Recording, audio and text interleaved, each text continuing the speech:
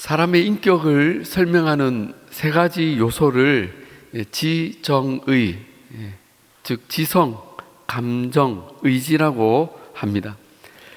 그런데 한 사람의 인격이 훌륭한가 그렇지 않은가의 여부는 그 사람이 큰 위기와 어려움을 겪을 때 더 분명하게 나타납니다.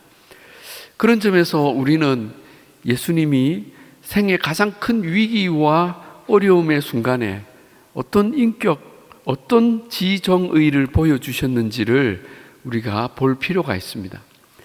예수님은 십자가 고난과 죽음을 앞두시고 그 마지막 밤을 겟세마네 동산에서 기도로 지새우셨습니다. 이날 주님은 많은 고민과 슬픔 속에서 땀방울이 핏방울이 되도록 간절히 기도하셨습니다. 이 일을 두고 사람들은 예수님이 고통과 죽음 앞에서 두려워하시고 그리고 그 마음이 연약해져서 번민하셨다고 생각합니다. 결국 예수님도 연약한 한 인간이셨구나 라고 생각하는 거죠. 그러나 그것은 예수님이 기도하는 겉모습만 보고 생각한 것입니다. 이날 예수님의 기도하는 모습을 우리가 깊이 들여다보면 주님의 기도는 연약한 인간의 두려움과 번민이 아니라 완전한 인격을 보여준 복종을 통한 승리였다는 것을 우리는 알 수가 있습니다.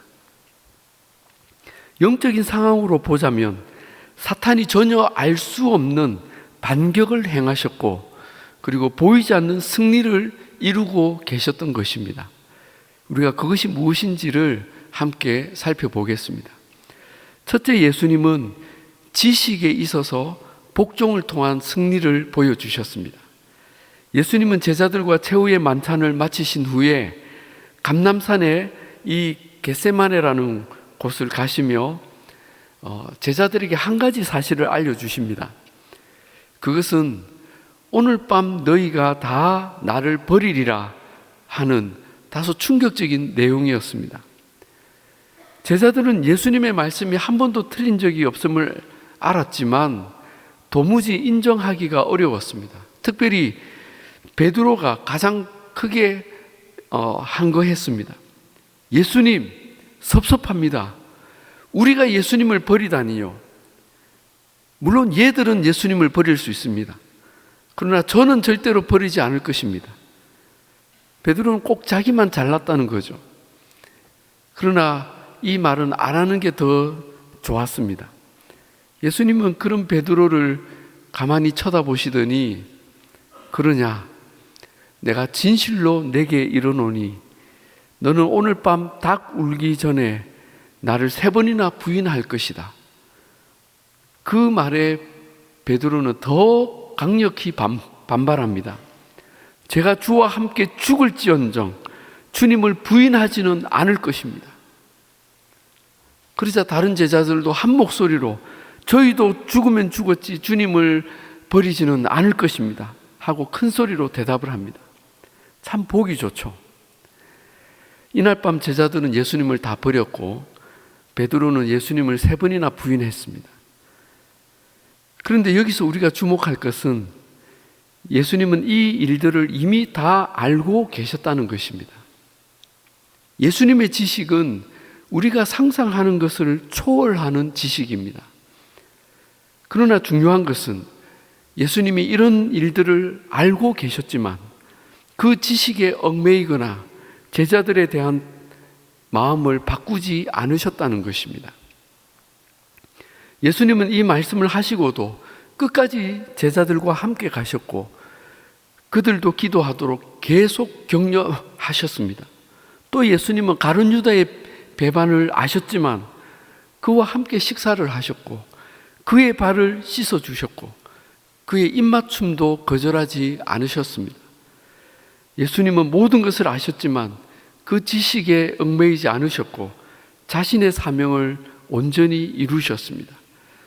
그러므로 예수님의 지식은 사실을 아는 차원을 넘어서 하나님의 관점에서 헤아리는 완전한 지혜였습니다. 여러분, 우리는 다 지식에 얽매이며 삽니다. 알면 알수록 그것에 더욱 종노릇을 합니다. 그래서 때로는 모르는 게 더 나을 때도 있습니다. 어떤 젊은 성도가 자기 아내가 임신을 했는데 걱정이 돼서 자기 목사님에게 기도 부탁을 했다고 합니다. 목사님, 지금 제 아내 뱃속에 수정된 배아의 세포가 분열하는 중에 있습니다. 그런데 이 과정에 DNA가 정확하게 복제가 돼야 되는데 그게 수십만 가지나 됩니다. 그중 한 가지 염색체라도 잘못 복제가 되면 돌연변이가 되거나 장애아가 될 수 있습니다. 목사님, DNA 복제가 잘 되도록 기도해 주십시오. 실제로 이렇게 누가 기도를 부탁했다고 어느 목사님이 이야기를 하시더라고요. 여러분, 이런 게 아는 게 병이라는 것입니다. 여러분, 지식이 우리를 구원하지 못합니다. 우리에겐 지식 위에 지식이 있어야 합니다. 바로 하나님의 지혜입니다. 예수님은 제자들이 얼마나 한심한지를 아셨고 자신을 버릴 것도 아셨고 내일이면 자신이 십자가에 못 박혀 죽을 것도 아셨지만 그 지식보다 하나님의 지혜를 더 신뢰했습니다. 그래서 제자들 때문에 마음 상하거나 당황하지 않으시고 끝까지 자신의 길을 가셨습니다. 왜냐하면 하나님께서는 이 모든 상황을 통해 더 선한 뜻을 이루시고 마침내 모든 의를 이루실 것을 예수님은 아셨기 때문입니다. 그래서 바울은 로마서 11장에서 이러한 하나님의 지혜를 찬양합니다. 깊도다 하나님의 지혜와 지식의 풍성함이요, 그의 판단은 헤아리지 못할 것이며 그의 길은 찾지 못할 것이로다. 누가 주의 마음을 알았느냐? 누가 그의 모사가 되었느냐? 이는 만물이 주에게서 나오고 주로 말미암고 주에게로 돌아갑니다. 아멘. 사랑하는 여러분, 우리가 아는 것이 많든지 적든지 그 아는 것도 하나님께 복종시켜야 합니다. 알량한 세상 학문이나 내 경험적 지식이 하나님의 능력을 제한하거나 불신앙의 길로 가게 해서는 안 됩니다. 고린도후서 10장 5절에 하나님 아는 것을 대적하여 높아진 것을 다 무너뜨리고 모든 생각을 사로잡아 그리스도에게 복종하게 하니 했습니다. 우리의 지식조차 하나님께 복종시키고 그 지식의 차원을 넘어 일하시는 하나님을 믿고 바라며 오늘을 참으며 나에게 주어진 길을 걸어가서 하나님의 승리를 이루는 거룩한 지식의 사람들이 다 되기를 주님의 이름으로 축원합니다. 둘째로 예수님은 정서에 있어서 복종을 통한 승리를 보여주셨습니다. 오늘 본문에서 예수님은 자신의 감정을 숨김없이 드러내고 계십니다. 37절에 고민하고 슬퍼하셨다고 기록하고 있습니다. 11 제자와 산으로 올라갈 때만 해도 찬미하며 올라가셨습니다. 그러나 8 제자를 어떤 위치에 두고 3 제자만 데리고 좀 더 깊은 기도의 장소로 들어가면서부터 주님은 자신의 감정을 주체하지 못하셨습니다. 38절에 내 마음이 매우 고민하여 죽게 되었다고 직접 말씀하기까지 하셨습니다. 예수님이 이렇게 고민하고 슬퍼하신 것은 우리를 구원하시는 대가가 우리의 상상으로는 결코 헤아릴 수 없는 엄청난 고통이었기 때문입니다. 단순히 육체적, 정신적 수준의 고통이 아니었습니다.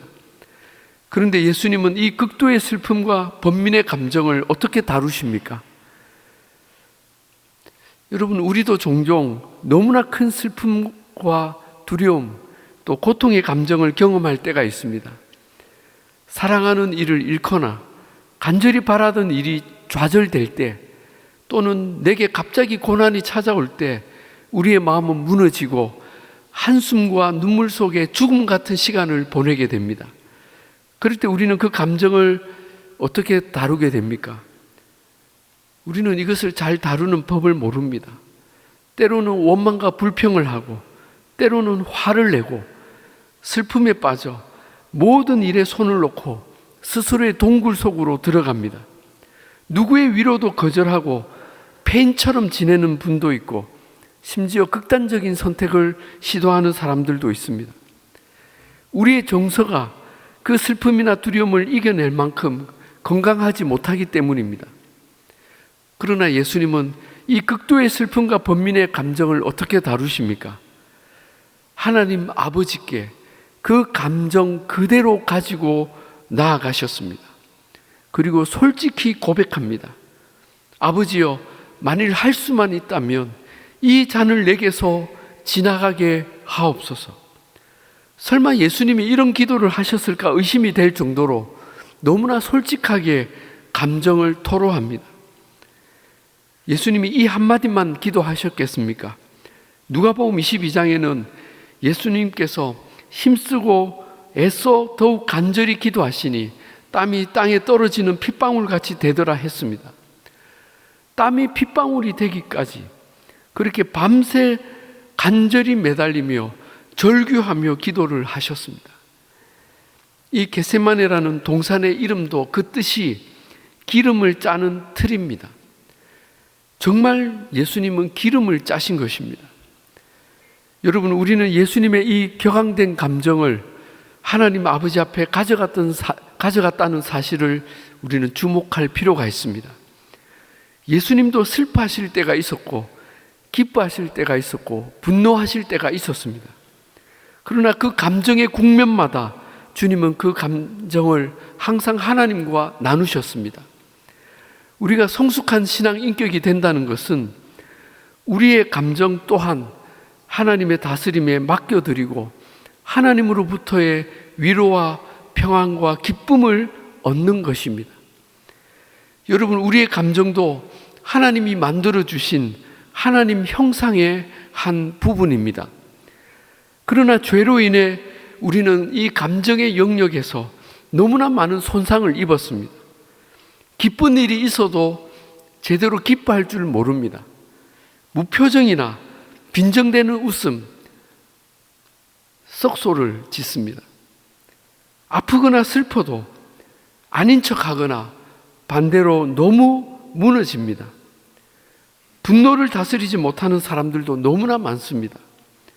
분노를 꾹꾹 참아서 더 키우거나 너무 쉽게 폭발해서 많은 이들을 다치게 합니다. 이런 상한 감정을 이용해서 사탄은 얼마나 우리를 병들게 하고 넘어뜨리는지 모릅니다. 그러므로 우리는 우리의 감정의 영역에도 하나님이 주인이 되시도록 복종시켜야 합니다. 기쁠 때, 슬플 때, 화가 날 때 그 감정을 하나님 앞에 가지고 나아가야 합니다. 그리고 하나님께 아뢰며 나누셔야 합니다. 여러분, 우리 감정이 하나님 다스림 안에서 건강하게 회복될 때 어떤 일이 일어날까요? 우리는 주님처럼 온전히 기뻐하고 예수님처럼 슬퍼하고 애통하는 자의 복을 받을 것입니다. 또 예수님처럼 거룩한 분노를 표현할 수 있게 될 것입니다. 그러더라도 누구도 다치지 않는 것이죠. 그리고 사탄은 결코 우리의 상한 감정을 이용하지 못하고 주장하지 못하고 오히려 하나님의 뜻을 이루는 진정한 승리를 우리는 경험하게 될 것입니다. 세 번째로 예수님은 의지에 있어서 복종을 통한 승리를 보여주셨습니다. 성경에는 인류의 운명을 바꾼 두 개의 동산이 등장합니다. 하나는 창세기에 나오는 에덴 동산이고 또 하나는 오늘 본문의 겟세마네 동산입니다.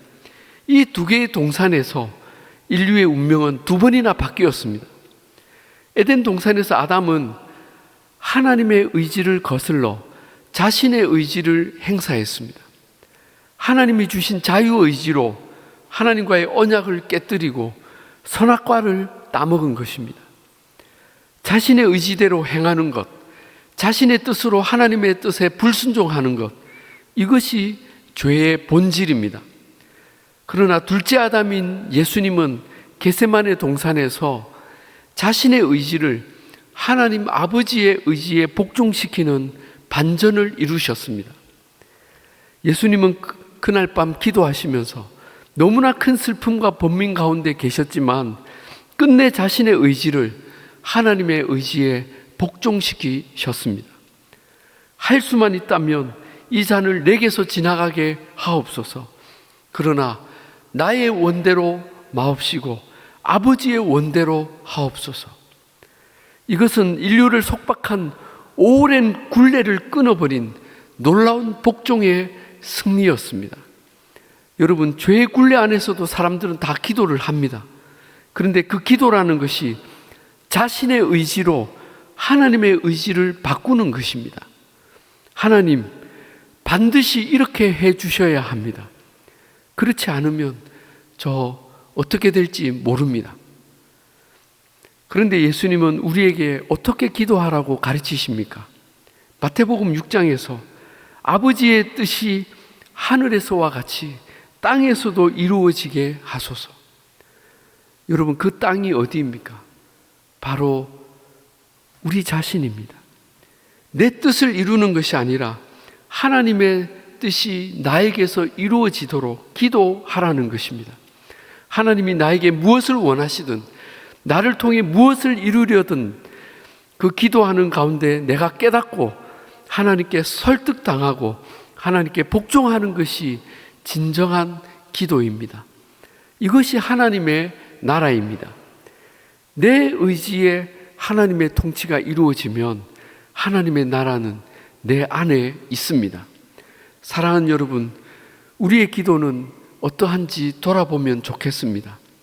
여전히 내 뜻을 주장하는지, 하나님의 뜻에 복종하여 나 자신을 내어드리는지 우리는 돌아보아야 합니다.